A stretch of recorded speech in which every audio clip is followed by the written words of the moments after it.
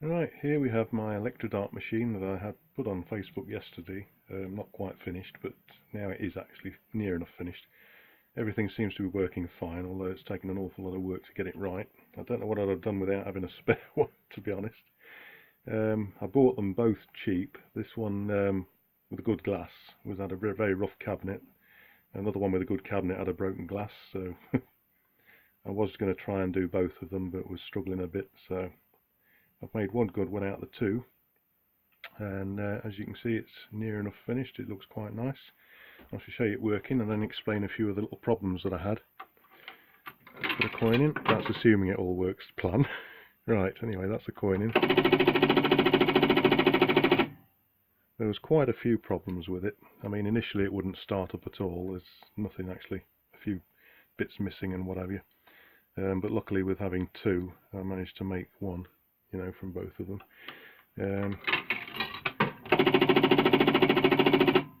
I found that a friend of mine has got one as well. He had another machine as well, a Rotofruit, something like that.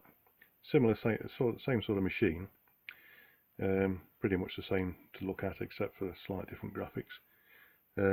But his bell wasn't working, and I haven't had a proper look at that one yet to see, but I've got a clue that it's going to be the same problem as this one's had.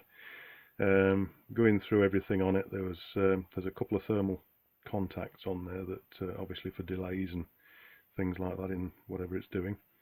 I had both of those, two good ones out of a bad cabinet, so that was good. So, and the other thing is the bell itself had a problem.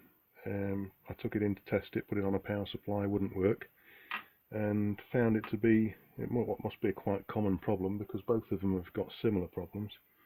A contactor, spring contact underneath the plunger had worn away.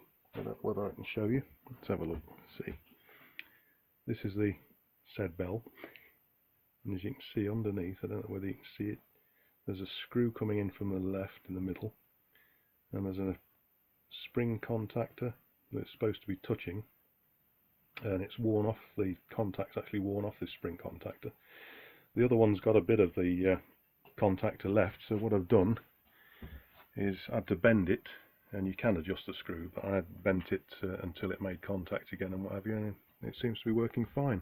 Put a couple more in. Let's have a look. Is it going to win? Is it going to let me win? Payout's still a little dodgy, but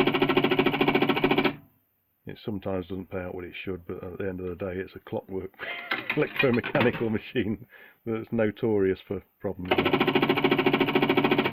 Oop, that's just done me.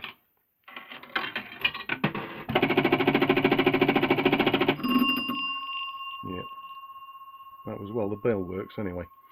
There's still a little bit to do on the payout, but that's going to be a painstaking go through the contactors on the relays and everything. But other than that, it's a lovely machine, and it seems to be working a lot better, well, a hell of a lot better than it was.